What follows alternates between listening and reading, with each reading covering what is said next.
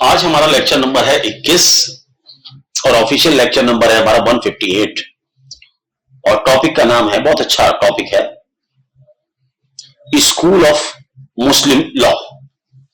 School of Muslim law या मुस्लिम विधि की विचार पद्धतियां। ये इंपॉर्टेंट क्वेश्चन है और आप ये मान के चलें कि 100% मुस्लिम लॉ का अगर पेपर आए तो इसमें से प्रश्न जरूर मिलेगा।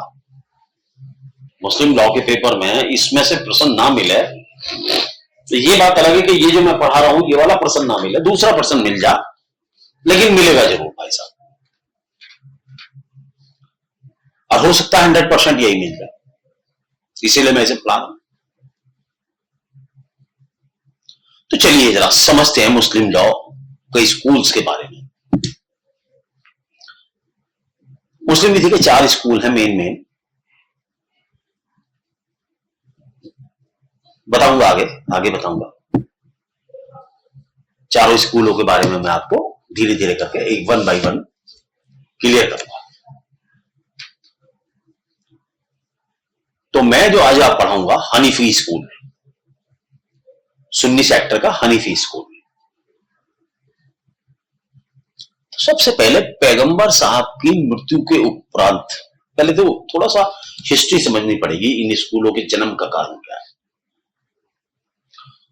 मोहम्मद साहब की मृत्यु के उपरांत उनका उत्तराधिकारी कौन हो, एक समस्या का उदय हुआ, या उनके स्थान पर शासक कौन बने। इनमें 3 ग्रुप बटे। एक तो वो लोग जो मोहम्मद साहब के साथ मक्का से मदीने आए, दूसरा एक ग्रुप तो ये हो गया। एक दूसरा ग्रुप था मोहम्मद साहब मदीना वासियों का ग्रुप, जो मदीना के ओरिजिनल लोग थे, जो मोहम्मद साहब को सुन के मुसलमान बने, अर्थात मोहम्मद साहब की वाइफ वाला के परिवार के सदस्य लोग। एक था मोहम्मद साहब की बेटी वाला ग्रुप, जो उनकी बेटी थी उनका ग्रुप था, हजरत अली वाला सकम हो सकते हैं। उस समय तो ग्रुप का रूप नहीं था, लेकिन इस तरीके से ये 3 अलग अलग खेमे थे। डिसाइड ये हुआ कि भाई कि इलेक्शन करा लिया जाए। तो अली वाला जो ग्रुप था या उनकी बेटी वाला ग्रुप जो था वो इलेक्शन के लिए तैयार नहीं था, लेकिन बाद में इलेक्शन पे बात हुई, अर्थात निर्वाचन कर लो भाई। तो सुन्नी जो थे, जो तो मक्का वालों का जो अंसार ग्रुप था, मक्का वालों का जो साथ में आए थे मोहम्मद साहब के, वो और जो मदीना वाले थे वो ज्यादा थे।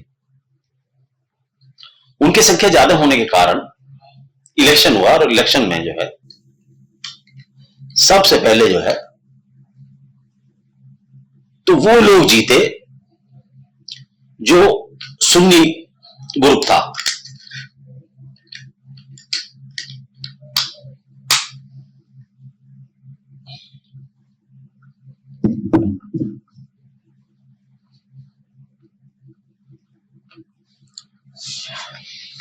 तो वहीं से कन्फ्रंटेशन स्टार्ट हुई साहब, और जो आगे चल के बहुत बड़ी हो जाएगी आगे। अभी देखना आप, इलेक्शन में उनका ग्रुप जीत गया और उनके ग्रुप के अनुसार ही जो है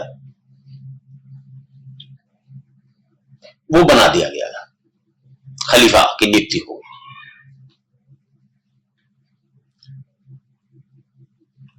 ये जो ग्रुप थे इनके अपने अपने जो मत थे, राजनीतिक कारणों से थे, इनकी अपनी राजनीति थी, जिस कारणों पर कन्फ्रंटेशन होती है। कन्फ्रंटेशन शुरू से नियम है और मृत्यु पर कन्फ्रंटेशन तो बाद में होती है, जेलों के अंदर तो बहुत होती है।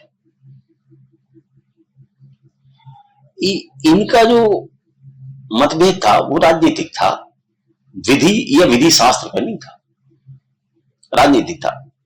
लेकिन यही सी कारण से ये बाद में इनकी कानून की पद्धतियां भी अलग अलग हो गई। तो क्योंकि सुन्नी संप्रदाय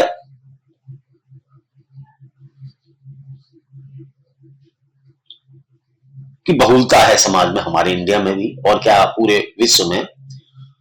सुन्नी मुसलमान ज्यादा हैं, शिया मुसलमानों की संख्या कम है। ये कम से कम 80-20 का अंतर होगा। तो मुस्लिम विधि में दो विचार पद्धतियां आई सबसे पहले। मैं तो दो ही कहूंगा, लेकिन जब नक्शा खींचूं तो तीन भी हो सकती है और कई भी बन जाएंगी। तो एक तो थी सुन्नी जो बहुमत संख्या में ज्यादा थे, और दूसरी शिया। ये संप्रदाय शिया और सुन्नी आपस में भी कई विचार पद्धतियों में भी, उप विचार पद्धतियों में भी बटे हुए हैं। यहीं पर मैं आपको एक प्रीवी काउंसिल क्या कहती है, जरा प्रीवी काउंसिल की एक बात भी आपको यहीं पर क्लियर कर दूंगा। सिविल न्यायालय का यह कर्तव्य है कि वह प्रत्येक मुकदमे में जो सुनवाई करे तो उसी के पर्सनल लॉ के मुताबिक करे, या उनकी जो विचार पद्धतियां हैं उनके मुताबिक ही उन पार्टीज का मुकदमा डिसाइड किया जाए। तो मुस्लिम संप्रदाय के अंदर जो है,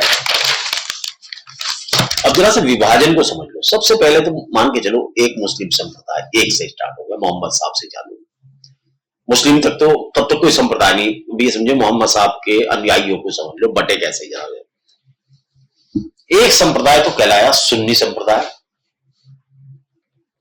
एक कहलाया शिया संप्रदाय, और एक कहलाया मोताजिला। तो एक की विधि पद्धति बनी सुन्नी विचार पद्धति, दूसरे की शिया विचार पद्धति। लेकिन सुन्नी की जो है पद्धति में जो स्कूल आए वो आए हनफी, मलकी, सफई, हनबली। शिया के अंदर इमामिया, इस्लामिया, जैदिया। इमामिया में भी अकबरी, उसूली, और इस्लामिया में खोजा और बंबई के बोहरे।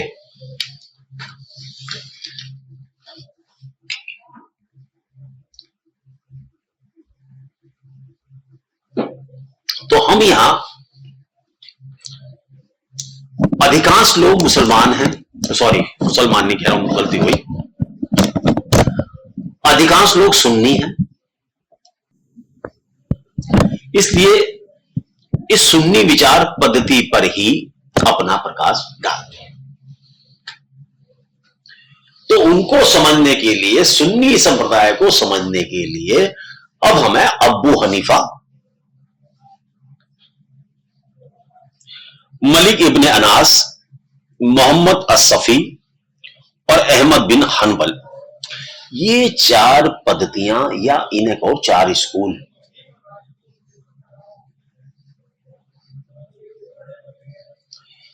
ये इस्लामिक कानून के बहुत बड़े सूत्र भी हैं। इन्होंने इस्लाम के कानून का एकत्रीकरण किया इन चारों संतों ने, मैं तो संती कहूंगा इनको। इन्होंने बहुत मेहनत, बहुत एफर्ट किया, इस्लाम में विधि के पूरी एक व्यवस्था बनाई कानून की। तो समझो कोई सब अंग छोड़ा नहीं जिस पर कानून ना बनाया हो इन लोगों ने। तो इनमें सबसे टॉप पे जो आते हैं अबू हनीफा पद्धति।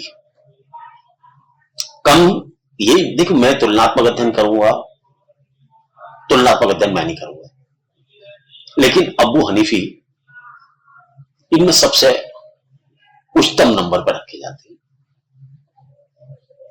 जिनको बहुत मान्यता है, और अधिकतर मुस्लिम्स इन्हीं के ही विधि शास्त्र से गवर्न होना पसंद करते हैं। तो अब हमने चार स्कूल आपको बताए, अबू हनीफी, मलिक इब्ने अनास, मोहम्मद अस्सफी और हनबल, अहमद इब्ने हनबल। तो अब हम यहां पे अबू हनीफी पद्धति का थोड़ा सा जिक्र करेंगे, अबू हनीफी को समझें।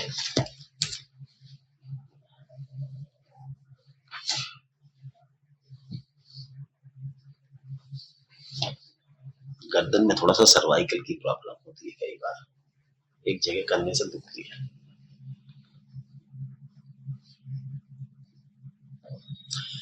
इन चारों जो स्कूल हैं उनके सिद्धांत लगभग लगभग एक सही है, और तो थोड़ा सा बहुत ज्यादा अंतर नहीं है, मामूली से अंतर है, लेकिन कोई ज्यादा छेड़ने, कोई इनको ज्यादा डिस्टर्बेंस नहीं है आपस की इनके सिद्धांतों में, बल्कि सिमिलरिटी में ये कहें तो ये एक दूसरे के चेले में चेले में चेले में चेले में चेले में चेले निकलते चलेंगे। एक स्कूल में से एक स्कूल, जैसे कहते हैं इंटरप्रिटेशन में थोड़े से अंतर है, अदरवाइज एक ही ग्रुप है पूरा पूरा, क्योंकि डिफरेंट माइंड डिफरेंट थॉट्स तो हो ही जाते हैं, थोड़ा सा आते आते चीज बदल ली जाती है। तो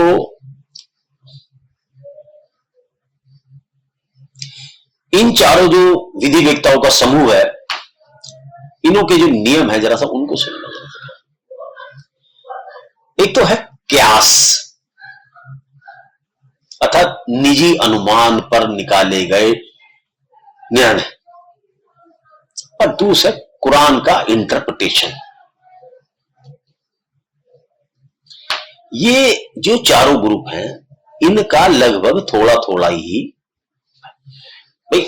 एक तो क्यास, तो देखो बात सुनो, मोहम्मद साहब तो चले गए, वो छोड़ क्या गए, एक तो कुरान छोड़ गए धरती पे, एक अपनी हदीसें छोड़ गए और एक अपनी सुन्नत छोड़ गए। अब जब कोई निर्णय लेना है, अगर हम कैसे कहते हैं ना, शिकंजा बनाओ, एक शिकंजा, तो शिकंजे में हमारी कोई समस्या आती है तो हम उस शिकंजे में धरते हैं, तो सबसे पहले उसको कुरान के शिकंजे पे कसा जाता है। कुरान पर यदि कोई निर्णय नहीं मिलता तो मोहम्मद साहब की परंपराओं से ढूंढा जाता है, मोहम्मद साहब की परंपराओं से नहीं मिलता तो हदीसों में, या सॉरी सुन्नत में और हदीसों में ढूंढा जाता है। इन चाहिए एक ही सिमिलरिटी से, जब इन तीनों चीजों से नहीं मिलता तब नंबर आता है इन कयास का, इज्मा का, इन सब का नंबर आता है। तो कयास की पद्धति ये हनीफी पद्धति है। थोड़ा सा और एक्सप्लेन करूंगा इसको भी।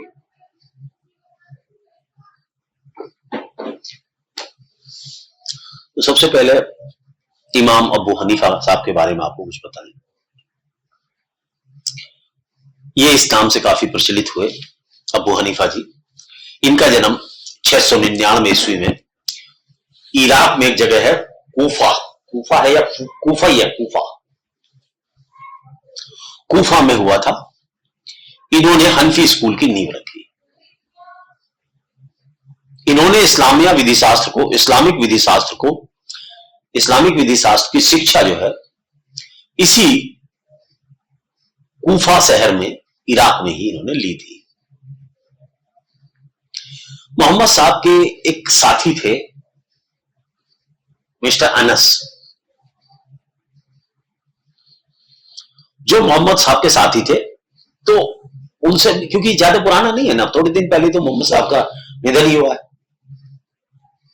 ये 99 में आए हैं, उनका मुझे इस समय मृत्यु का टाइम थोड़ा सा दिमाग से उतरा हुआ। तो उसके बाद में ये उनके साथी थे, ये जो अनस जी थे, तो उनसे मिलने का भी इन्हें अवसर मिला। तो इन्हें मोहम्मद साहब के क्या विचार थे, क्योंकि ये तो उनके समय में पैदा नहीं हुए मिस्टर हनीफा, अबू हनीफा,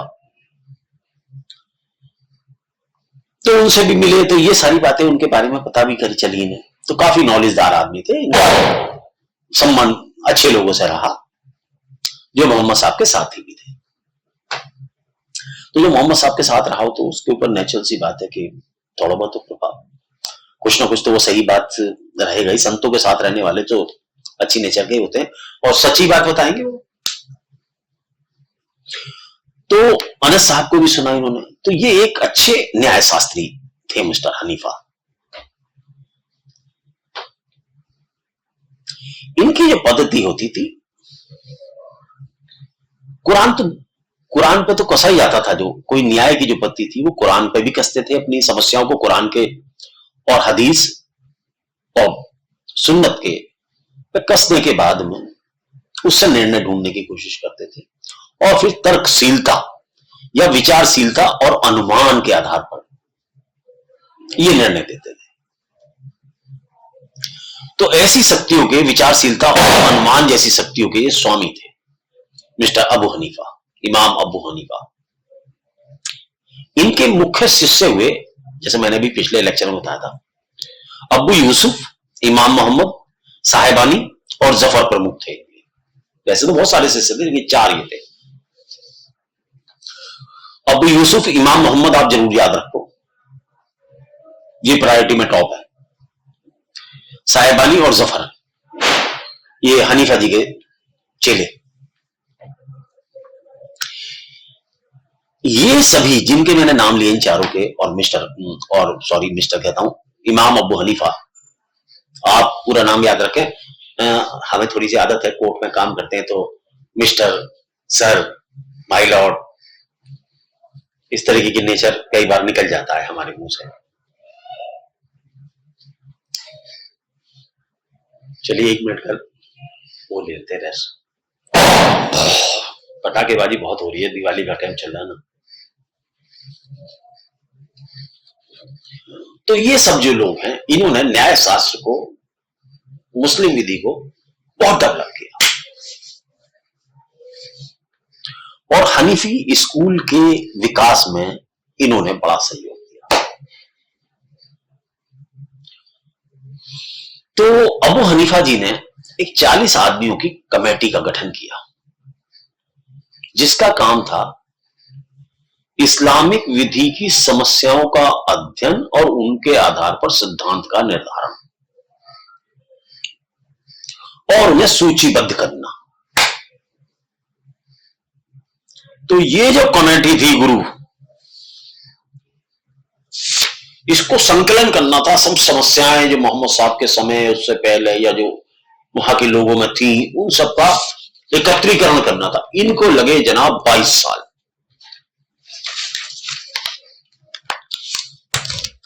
इसे कहते हैं रिसर्च थीसिस, मोहम्मद साहब के प्रति समर्पण। इसी को तो चेला कहते हैं। मोहम्मद साहब को देखा नहीं हनीफा जी ने, सिर्फ अनस जी को देखा, और उसके बाद में समर्पण देखिए 22 साल। और एक और बता दूं, हनीफा जी कोई गरीब आदमी नहीं थे, बहुत अच्छे खाते कमाते अच्छे घर से और व्यापारिक परिवार से थे, कोई छोटे मोटे परिवार से नहीं थे, अच्छे खानदानी व्यक्ति थे हनीफा जी। तो 22 साल लगे, इसमें 5 लाख विधि संबंधी समस्याओं का हल किया गया। 5 लाख समस्याओं का एक सूत्र बना दिया गया। इस समस्या का निस्तारण ये होगा, इस समस्या के लिए विधि होगी, इस समस्या तो उनको कैटेगराइज कर लिया कि इसका नियम इस नियम से, इस नियम से, ऐसे करके, और एक संग्रह बनाया गया, एकत्र किया गया, जिसका नाम था कुतुब अबू हनीफा। कुतुब अबू हनीफा एक संग्रह बनाया गया क्रमबद्ध करके। जो कुरान पाक है, ये मोहम्मद साहब के टाइम में नाजिल जरूर हुई थी, उतरी जरूर थी, लेकिन संग्रह इतनी ही की गई थी। जहां तक मुझे थोड़ा सा कई बार आता ना, हजरत उमर ही है, हजरत उमर के टाइम में उसको संग्रहित किया, उमर ही है, मुझे याद आता, ऐसा आता कई बार दिमाग से उतर जाता है सिर्फ। तो अगर उन्होंने वहां वो काम किया, वहां अबू बकर, उमर और ये अली और एक खलीफा और, मेरा दिमाग से, उन्होंने बहुत काम किया उधर। और इधर ये वाले लोग, इन लोगों ने लॉ के क्षेत्र में बहुत काम किया। उन्होंने साम्राज्य स्थापन के लिए, इस्लामिक साम्राज्य की स्थापना के लिए बहुत काम किया। तो एक दिन जामा मस्जिद में खड़े होकर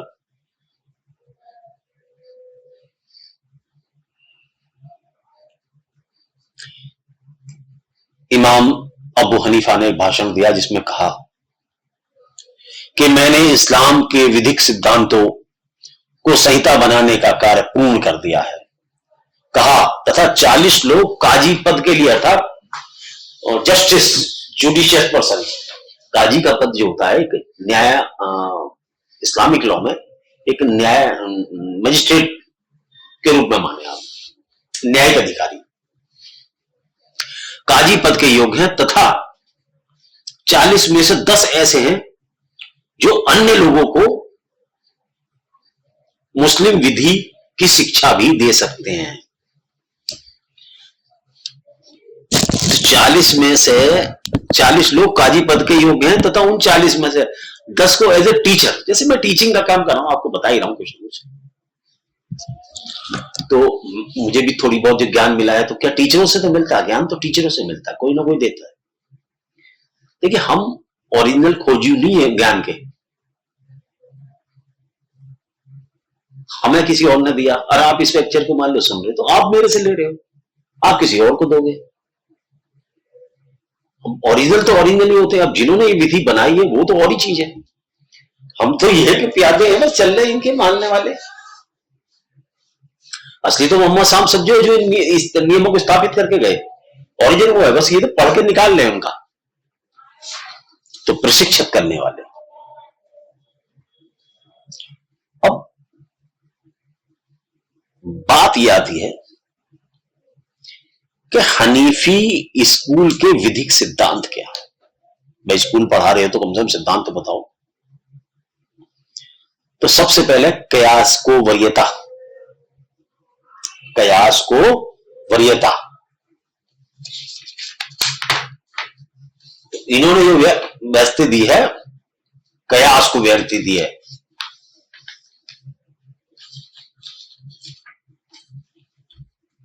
तो कयास की मदद से नए सिद्धांतों को विकसित करने के लिए नियमित नियम निर्धारित किए अबू हनीफा ने। दूसरा है इस्तहसान, इस्तहसान अर्थात वैधानिक वरीयता। देखो प्रोनाउंसिएशन में थोड़ी सी गड़बड़ हो सकती है मुझे, इस्तहसान, इस्तहसान भी हो सकता है, कुछ प्रोनाउंसिएशन लिख तो सकता हूं लेकिन बोलने में कई बार दिक्कत हो जाती है।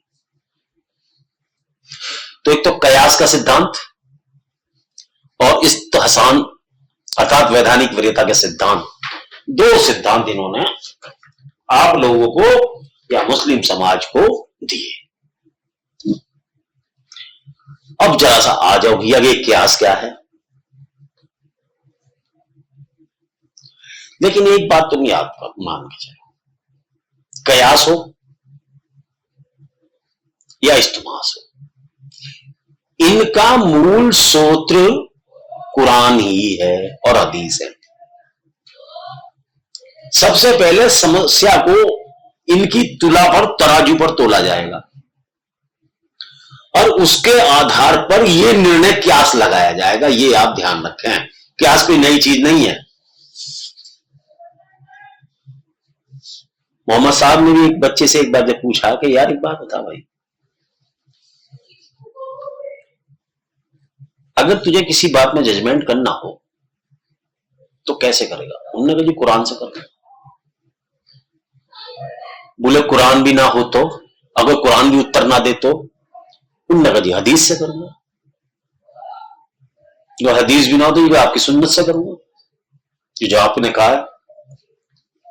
अरे बोले ये सब भी शांत हो तो क्या, अगर ये सब भी चुप हो और तुझे उत्तर ना मिले और तुझे कोई निर्णय करना है तो बोला मैं इन सब पे आधारित अपने विवेक से करूंगा, अपनी बुद्धि से करूंगा। मोहम्मद साहब ने कहा कि देख, मोहम्मद साहब ने उसकी पीठ थपथपाई और कहा कि ये वो अल्लाह ही है जो मोहम्मद साहब को ऐसे चेले प्रदान करता है। शायद मेरे शब्द इधर उधर हो गए हो एक आध, तो मोहम्मद साहब की आल में ऐसे लोग पैदा करता है इंटेलिजेंट। मोहम्मद साहब ने उसकी तारीफ की। तो मोहम्मद साहब को इस बात से इल्म था कि सारी समस्याओं का निदान हो सकता आने वाले कल में एक कुरान हदीस ना करना है, तो बुद्धि का और विवेक का भी यूज करना पड़ेगा। मैं तो यही बात इस क्यास को माने आप। अबू हनीफा से पहले क्यास का प्रयोग कभी कभार होता था, और ये क्यास नियमित पद्धति का अंग नहीं था। इस्लाम में था ये क्यास, क्योंकि मैंने उदाहरण ही दिया मोहम्मद साहब के टाइम का आपको। ये स्टेटमेंट तो मोहम्मद साहब का ही है जो मैंने दिया आपको। अब ये कहोगे कि आपने तो मोहम्मद साहब को सुना नहीं। भाई सुना तो मैंने, क्या आपने भी नहीं सुना, किसी ने भी नहीं सुना। जैसा कि हिस्ट्री लिखने वाले लिखते हैं वही मैं कोट करता हूं, मेरे पास कहां से हुआ है। मेरे पे कोई ऐसी विशेष सूत्र तो नहीं ना। ये कितनी बुक्स है जो आप लोगों को मार्केट में मिलती हैं, मुझे भी मार्केट में मिलती है, कुछ पढ़ा मैंने। अब कोई बात अगर मैं कहूं तो कुरान पढ़ के कहता हूं, तो कुरान की बात होगी तो मोहम्मद साहब से रिलेट करूंगा उसको, तो मैं पढ़ा थोड़ी ना उसको, या मैंने कोई बनाई थोड़ी ना। तो इन्होंने क्यास की वरीयता प्रदान की तथा क्यास की मदद से नए सिद्धांतों को विकसित किया। देखो मैंने क्या कहा, उसका जो मूल आधार है, जो सिकंजा है जिसमें कसी जा रही है समस्या, वो कुरान पाक ही है या मोहम्मद साहब की परंपरा है। जब उनसे बच गया, पहले तो उस पर कसा, उस पर निर्णय मिल गया तो ठीक है, नहीं मिला तो उससे सिमिलरिटी उस पर आधारित करते हुए अपना क्यास का निर्माण करा के और विकसित करके नए सिद्धांतों का नियम निर्धारित किए। तो क्यास का आया जी। तो क्यास क्या है? एक व्यवस्थित राय का नाम है जिसका बेसिक आधार फंडामेंटल कुरान, मोहम्मद साहब की परंपराएं और इजमा इस पर आधारित होते हैं। एक क्यास है। अब क्या है? आधारित होने चाहिए। क्यास जो है कुरान पर, हदीस पर, इजमा पर, या कहते कुरान, परंपरा, इजमा, इन पर आधारित होनी चाहिए। लेकिन कैसे? जैसे कुरान के विषय के अनुसार, कुरान के वाक्यों के आधार के अनुसार, कुरान के संकेतों के आधार पर और कुरान के उद्देश्यों के आधार पर। किसी समस्या के बारे में कुरान के क्या तो वर्ड्स हैं, क्या संकेत हैं और क्या आधार है, उनके आधार पर यह क्यास डेवलप किया जाएगा। तो अबू हनीफी की जो विचारधारा है, अबू हनीफा की जो विचारधारा है, उनकी विचारधारा का मुख्य सूत्र कुरान और हदीस पर आधारित थी। पहले समस्या का हल कुरान ने, फिर मोहम्मद साहब की परंपराओं में के उपरांत क्यास अपनाते थे। देखिए बेसिक फंडामेंटल विधि का जो सूत्र था वो कुरान पाक ही है।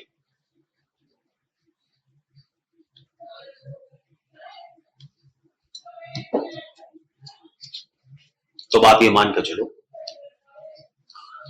इन चारों पे, कुरान पे, परंपरा और इजमा से समस्याओं को निकालना है, उस पर कसना है और उसके बाद फिर ऐसे नियम बनाना क्यास के आधार पर कि वो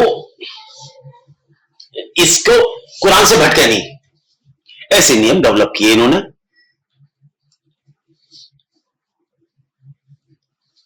लेकिन वो जो निर्णय थे वो तर्क पर आधारित थे।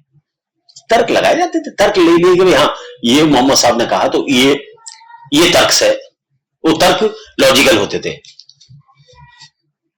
और एक ही है कि इस्तेहसान अर्थात वैधानिक वरीयता। अबू हनीफा इस्तेहाद के सिद्धांत के लिए मशहूर हुए, जिसका अर्थ कानून के लिए वरीयता और धर्म के लिए तत्परता। कुरान और हदीस के द्वारा विधि के निष्कर्षों पर पहुंचने के लिए विधिवेत्ताओं को अपनी प्रतिभाओं का इस्तेमाल करना पड़ता है। यह सिद्धांत सुन्नियों में प्रचलित है। तो इन सब को डेवलप करने के नियम बताए, उनके लिए ग्रंथ बनाया अबू हनीफा साहब ने।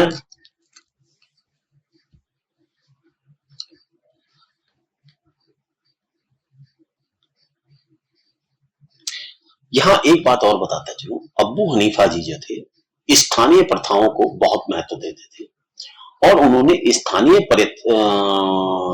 जो प्रथाएं थी उनके आधार पर भी अपने कानून को लिमिटेड रखा, उससे भगाया नहीं, उसको उनको रेस्पेक्ट दी।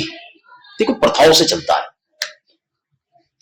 अब ये हम दीपावली मनाते हैं, ईद मनाते हैं, ये क्या, ये प्रथाएं तो हैं जो पहले से चली आ रही हैं, उसके मुताबिक हम काम करते हैं। पटाखे चलाता है, कोई बकरा काटता है, कुर्बानी देता है, ये क्या है, ये सब प्रथाएं तो हैं, वो चली आ रही है।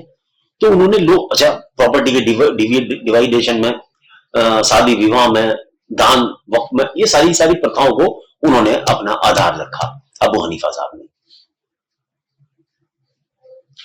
लेकिन साथ साथ में ये भी कहूंगा कि उन्होंने इजमा को भी बहुत मत दिया। अर्थात इजमा कहते हैं एक राय होना, किसी विषय पे बहुमत की राय, इजमा। भाई 4 आदमी बैठे, 3 आदमी ने कहा नहीं भाई ये बात ऐसे होनी चाहिए, तो एक आदमी जो कह रहा है उसकी बात टालो, 3 की मानो, दैट इज कॉल्ड इजमा।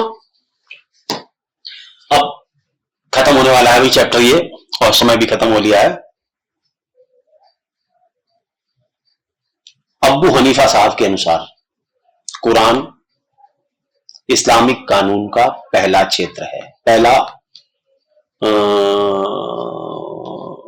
कुरान और मोहम्मद के साहब की परंपराओं को मुख्य सूत्र मानते हैं कानून की। ये कहते हैं कि जितना भी कानून है ये इन दोनों से निकला, कुरान, हदीस और सुन्नत से। इसके बाद इजमा को ये अबू हनीफा दूसरा स्थान देते हैं, और इसके बाद विधि सूत्र के रूप में कयास को वो तीसरा स्थान देते हैं, और द्वितीय सूत्र के रूप में जो जैसा कहते हैं ये कि इस्तहसन और स्थानीय प्रथा को मानते हैं। तो सबसे देखिए अब एंड हो गया। अबू हनीफा का जो है एक बहुत अच्छे न्यायशास्त्री थे, और सामाजिक समस्याओं का समाधान ढूंढने की उन्होंने बहुत कोशिश की, और इस पद्धति को हनीफी स्कूल नाम दिया गया। और इस्लामिक विधि के जो कानून बिखरा पड़ा था उसको उन्होंने संकलित किया 40 अपने चेलों से, कई चेलों के मार्फत से, और 22 साल उन्होंने इस काम के लिए लगाए। उसके बाद भी लगे होंगे साल तो। और निर्णय उन्होंने जब भी दिए वो बिना विधि भाव के दिए। तो examination of point of view से ये आपका लेक्चर बहुत इंपॉर्टेंट है। और मैं एक रिक्वेस्ट करूंगा आपसे, 2 स्कूल वैसे तो सारे बराबर से ही है, अगर आपका मौका लग जावे तो ये कई बार जो है हनीफी मलकी स्कूल पर भी कई बार टॉपिक आ जाता है, मलकी और हनबल। अब वो कहोगे जब मलकी और हनबल हम और कर लें तो हम पे बचाई क्या, मलकी और हनबल कर लें तो हमें बचाई क्या, ये सिमिलर सही है। तो मैंने तो ये करा लिया, आपको हनीफी बता दिया, तो एक और कर लेना कम से कम मलकी, तो आपको काम बन जाएगा पेपर के हिसाब से। मेरा ये टॉपिक का जो है एंड होता है, और आगे से हम स्टार्ट करेंगे Indian contract act part first. नमस्कार।